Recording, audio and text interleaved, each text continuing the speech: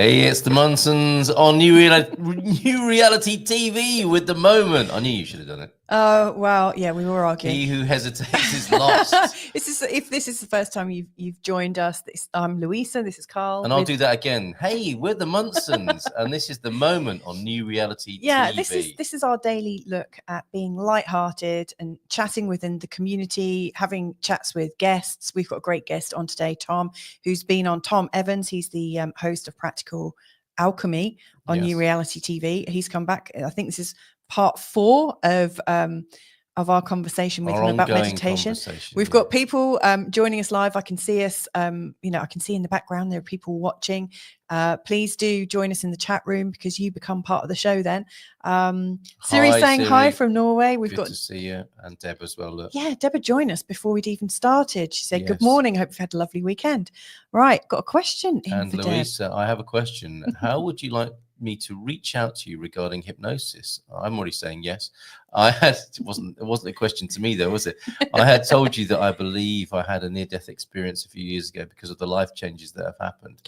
You know what, Deb? I'd love to talk to you about it, and right, we could maybe even record a show about it. I've also had what I believe to be definitely an out-of-body experience, but potentially an NDE myself. So I'd absolutely love for you to contact me. I'll put my email in the chat, in the doodah, in the chat. Well done. Well, it's Monday morning. I'll put it in. I need to get my head in gear. It's almost like definitely, Deb. Sorry, can I what? Okay, she's going to put her email address in there. I'll say a few other hellos as well. Good morning to you, Claire Mary. Afternoon, guys. Good to see you, Nadia. Morning as well. It's morning and afternoon, depending on where you are. Timestamps are nice as well. Yeah. Because we really appreciate the fact that some people are joining us first thing in the morning. At around 7 in the morning. Yeah. So it's easy to think, isn't it, that where you are is what the time is everywhere in the world. I know it's 12 p.m. for us. Yes. And I know we've had people listening in from Australia, New Zealand, from Hawaii, from all over the States, from Norway, all sorts. So Right, Malika, please do get in touch, Deb. Yeah, thank you everybody I hope I've said hello to everybody. Deb, Malika, Nadia, Claire, Mary, and Siri, and of course Tom, who will join us now, because if we don't get talking to Tom, we'll get to that usual thing, won't we? We're like, oh no, we've got to go. This is going to fly by. Let's bring Tom onto the screen. Hi, Tom. Hi, Tom. Good to see you both. Hi. Great to see you. How are you? I'm great. Good. Thank you. I can't believe this has just flown by. 4 of these lovely chats. One of the 4th already. Yeah. I know. I mean, they go like they just fly by every single time. And I'm always left with a sense of shift after a show with you. That's definitely with There's an nothing F. like a good shift, is there? it's always good to have a good shift. And one of the things I really appreciate about you is how you are able to look at things like meditation from all different perspectives. I hold my hand up and say I'm not a very good sort of meditator. Like the sort of classical ideas of how you meditate and you let all your thoughts go and this, that, and the other. I tend to work much better with something guided, or to actually do something where I go into a meditative state. But I love the fact that you show people that meditation can be all sorts of things. And may I say, Tom, I think you've done so much to dispel that idea and give people alternatives as well. Thank you. So we did free high yum dum. You were doing it today. We were doing free high yum dum last week because you helped us create our own Munson mantra for the Moment show, and we helped to create it. We had two people watching us who also put in a different word. So free high yum dum has got this sort of vibration of what we set as an intention of openness, possibility, freedom, a sense of relief. How can you top free high yum dum this week? Surely it doesn't get any better than that. how about I share with you the quantum collapse of thought? Go on. That sounds good. Yeah. So everything I've done is I've never been to a meditation school. All I've done is, as an engineer, seen what happens when I get into a meditative state, taken a few tips from other meditation teachers and combined them into something which is doable, practical, and easy and fun, right? And effective as well, Tom. Let's add effective. It works. It's got to be fun. So I first started meditating about 2005, nearly 20 years ago. And at the time, I was listening to some CDs, believe it or not, because you didn't have online things. Oh, yeah. Called Stephen Russell, Yeah. the Barefoot Doctor. Do you remember the Barefoot Doctor? Definitely I know the remember name. the Barefoot Yeah, Doctor. mate, Yes. he's not with us anymore. He had some CDs, and he taught me this technique where you can talk to your thoughts. Around that same time, I was reading this book by Professor Amit Goswami, and he had a quote in there from a physicist called David Bohm, which is connected with the Heisenberg's uncertainty principle. I'll use some big highfalutin terms, but I'll explain what they are. Heisenberg's uncertainty principle says that you can't know the position and the velocity of an electron or any particle for that matter. Because if you know the position of it, then you can't know the velocity. If you know the velocity, you can't know the position. And thoughts are the same, right? So if you think about the content of a thought, you lose its direction. And if you think about the direction of a thought, you lose its content. I thought, brilliant, I can use that as a way to make your thoughts go quiet, right? And then I was watching just the tail end of your fantastic chat with Dr. Joe on Thursday last week. Good. I went, oh, hang on, I love it when things interleave together. And I thought, right, what I can do is he was talking about the heart.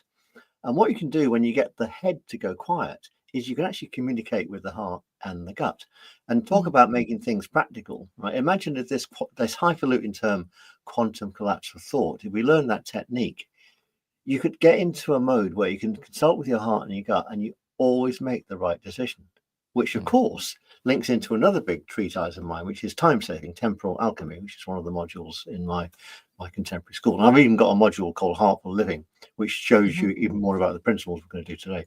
So let's very quickly do the quantum collapse of thought with you.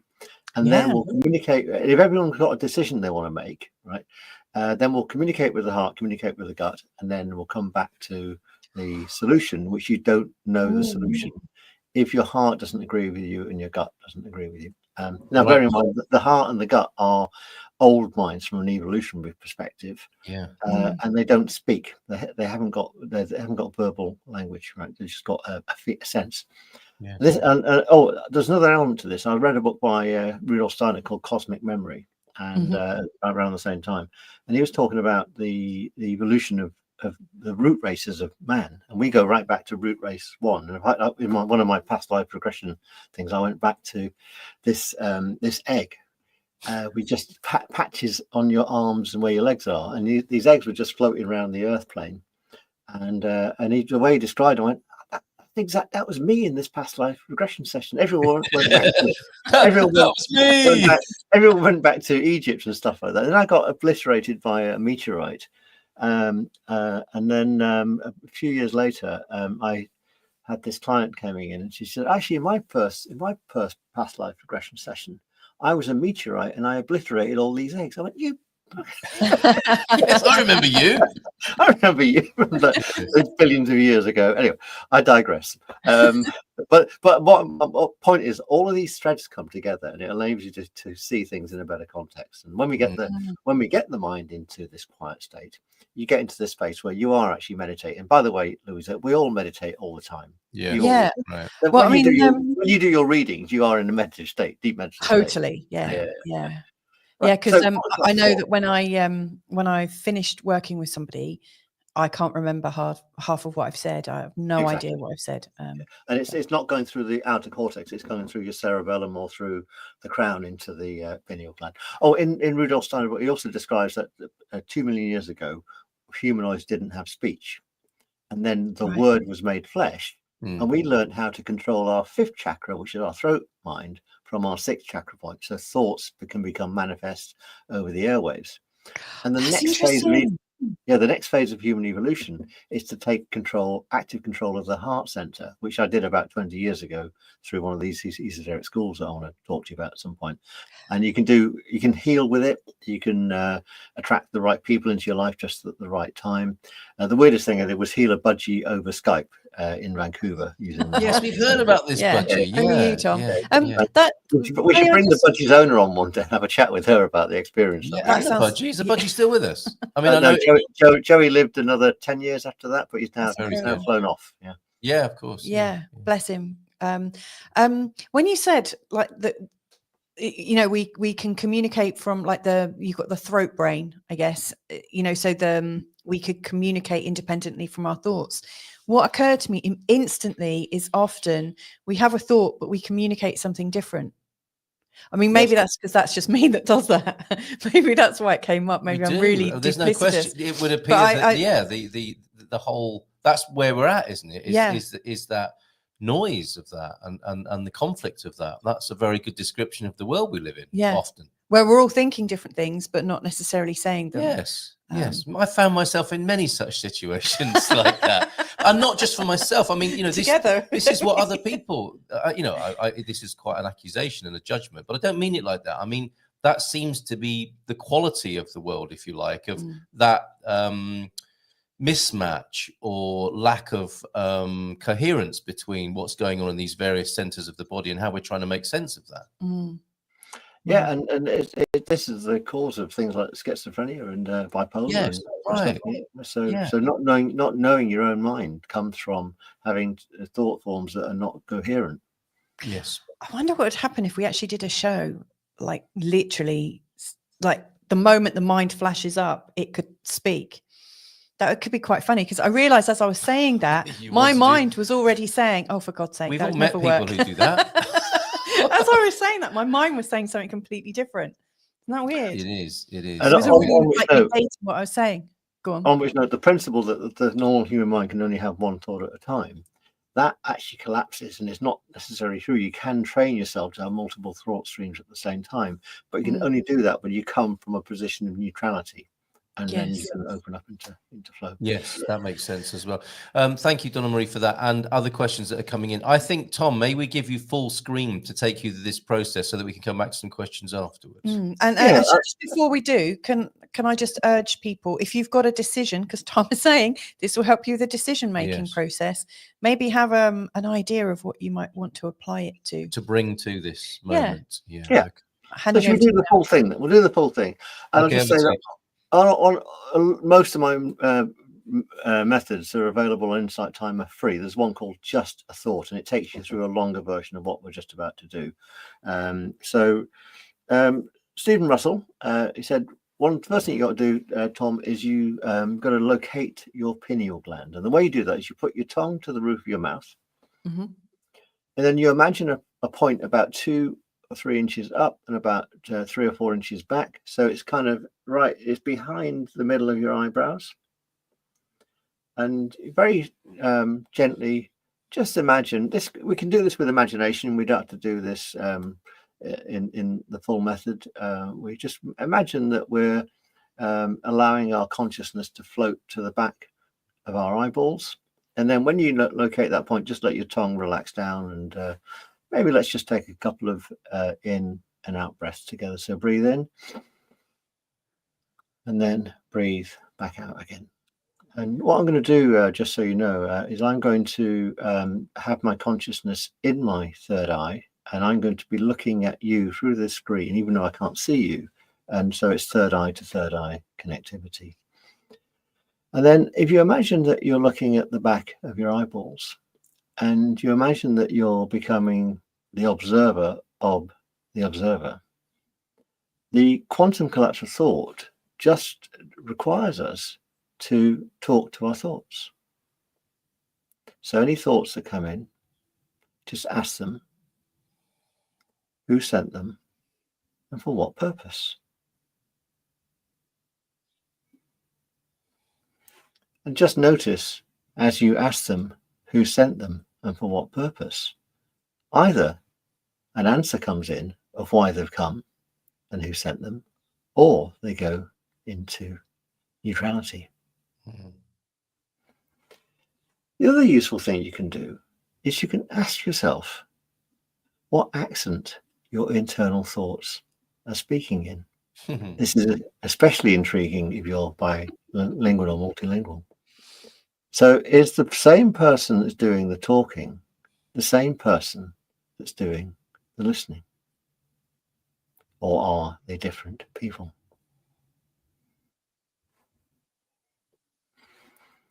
Just allow your thought stream just to come in. It's natural. And just ask your thoughts this time.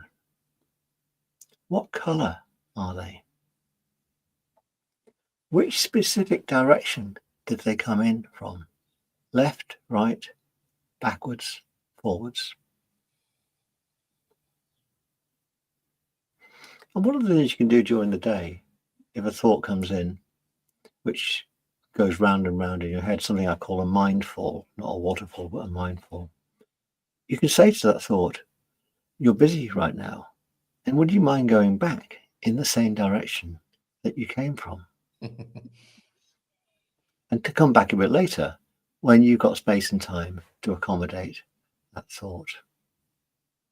So this thoughtful dialogue is a really, really useful way of getting into a completely different relationship with your thoughts. And this is the basis of all true meditation. It's not about having no thoughts at all. It's about having a different relationship with your thoughts. And yours truly even wrote a book about this in 2009 called Flavors of Thought, which is a lovely evocative thing. And the second half of the book is called Recipes for Fresh Thinking, which is something we should maybe talk about.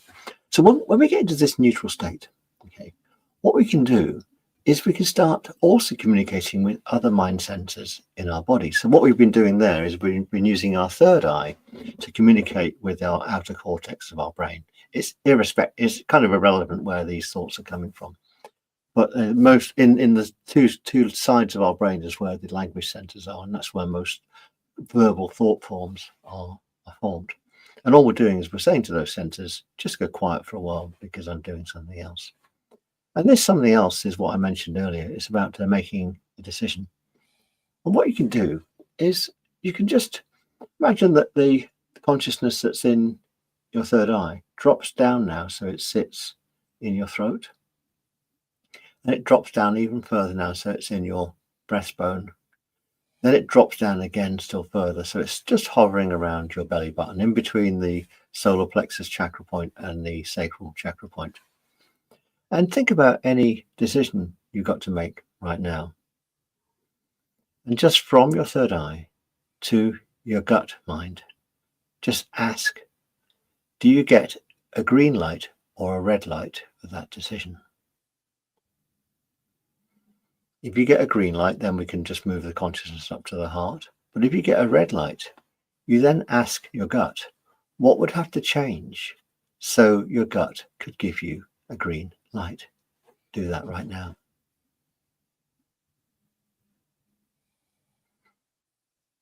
Now I'm doing quite a quick version of this just to take you through the script. The gut mind actually works 5 seconds or so ahead of our conscious mind. And often when you ask the gut a question, you get the answer back just before you've actually asked the question, which is a bit bizarre and temporarily bonkers. So makes sense, so Tom, that makes sense. We'll go up to the heart mind now. And again, the heart mind is a non-verbal mind center. And I'll just to pick up from what Joe was saying about how powerful the heart is. So the heart and the Heart Math Institute is brilliant when they get into this. That you can beam your heart rate anywhere across space and time, past, present, and future, and it instantly heals, communicates.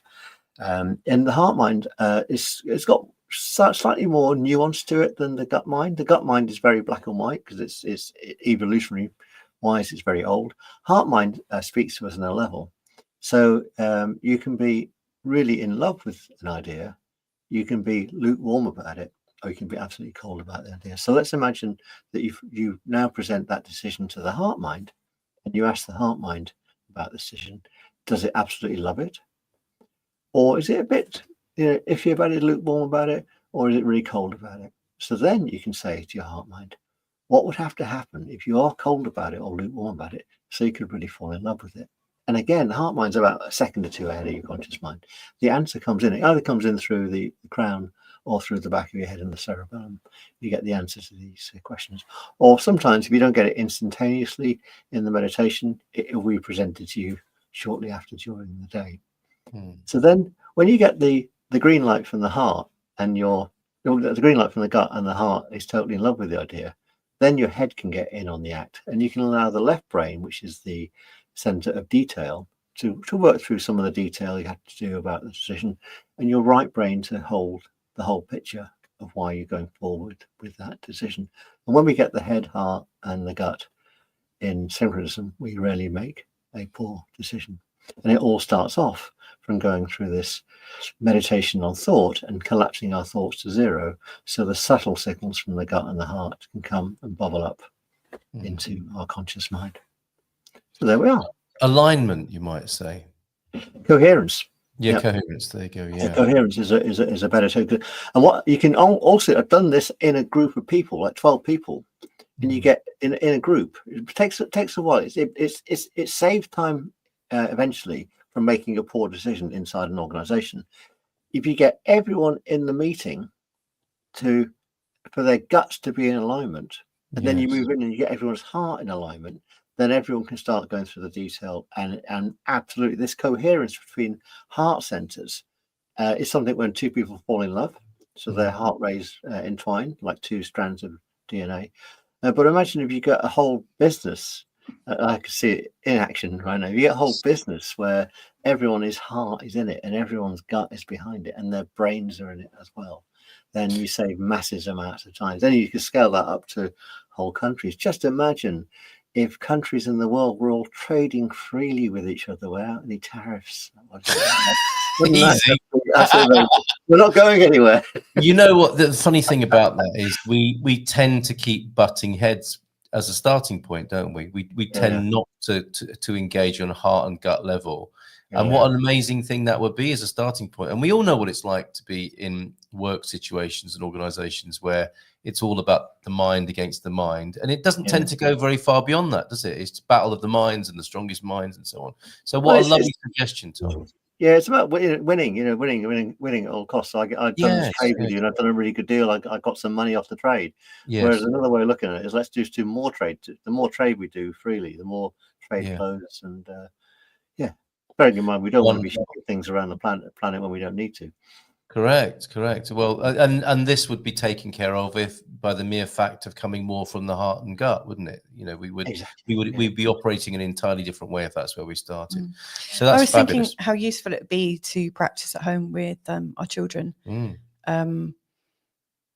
Although we're like one of them's a teenager now, and one's a sort of like 9-year-old that's kind of slightly edgy. So we might have to wait for the right opportunity, but I think it's a really useful skill, isn't it, to see? Well, they might find it easier, all three of them, to get into those spaces. I think the young one would find it really easy. Yes. But I can definitely see the application, of when like in business meetings and things like that, and training sessions and things. It's really, really, really smart. And do you think, Tom, this is one of our banners that we love to have on the screen, the signals of the new reality and the times we're living in. Do you see this coherence being one of the possibilities and promises of the time we're in, this coherence of mind, gut and heart? I do, because the heart, we have a pineal ray as well, by the way. So all our chakra points have rays that we can take under conscious control. Yeah, like Superman. Exactly, Superman. Yeah. And you can point your pineal ray at anything and know something about it without knowing. Amazing. Without looking on Wikipedia. In this latest iteration of this course I've got called Heartful Living, I actually entwine the pineal ray and the heart ray together, which is something I didn't know you could do, but I was guided to that conclusion in a meditation I did when I created the course. But the heart rate itself is something like 1,000 times more powerful in terms of its the way it can pervade out into the universe than the pineal ray. And so you don't need that many people with coherent heart rays to turn the planet around. Interesting you said that, Tom, because occasionally I hold water to my heart before drinking it, and imagine the power of my heart, the steady beat, the energy of what is in my heart to be transferred here. We could do that with the pineal, couldn't we? Pineal ray on the water. We could literally take the water into different centers to program it and then to drink it. So it'll be Peri Ray. I've got this symbol here called elixir, which is unconditional love, and you can put that underneath the coaster, So you get a coaster, put that underneath it, put water on top of it, and then you transfer the energy into the water. Momoto, is it the Emoto did a lot of work. Yes, that's right. That's right. So we have a few more greetings and questions for you, Tom, before we lose you today and we run out of time on the show. But Bob's joined us out with Gus, listening in. Good stuff. That's Gus amazing. So we're now being listened to while people are out and about. I love that. Yeah, thank you very much for Bob. that. Don't do this while driving. And thank you both, and happy belated birthday wishes to you, Viv, as Viv. well. Mother Mulberry's Tea Club, you've joined us since we've been on. Hi, everyone. Hello, Mother. Isn't it Hello, lovely? Mother. Right, Deb, amazing. Found that interesting. I think that was to do with the coherence, possibly. Deb, I do a lot of different guided meditations, but this is the first time when we move our third eye to our gut and heart, something we can use all the time. Absolutely. Definitely. Started tapping again, says Mother Mulberry. I'm calling you Mother Mulberry. It should be MMTC, shouldn't it? Started tapping again to help me balance my emotions and experiences. I know there are other tapping fans here as well. We have questions from Siri too. And just to acknowledge you, Tom, thank you for that. I just found that refreshing and enlightening. You know, it worked on mind, heart, and gut level. So thank you very much for that.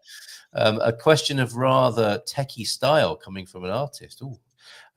Knowing the brains of females and males are differently constructed, would you say meditations work easier for men than for women? There's more to it. Thinking about the length thoughts we have to go through in men's brains compared to women, and men having boxes in the brain and women having one long cord. I'm sure you can respond to that. And that's speaking to your engineer side, says Siri. Thank you, Siri. Well, let's take it for fact that women are much more complex, intelligent, intuitive than us simple men. So we can be a bit reductive. But I think it doesn't come down just to male and female. As I talk about in my more magical teachings, is a man can dispense female magic and a woman can dispense male magic. And they're only archetypes, really, and so we're all bits of everything together.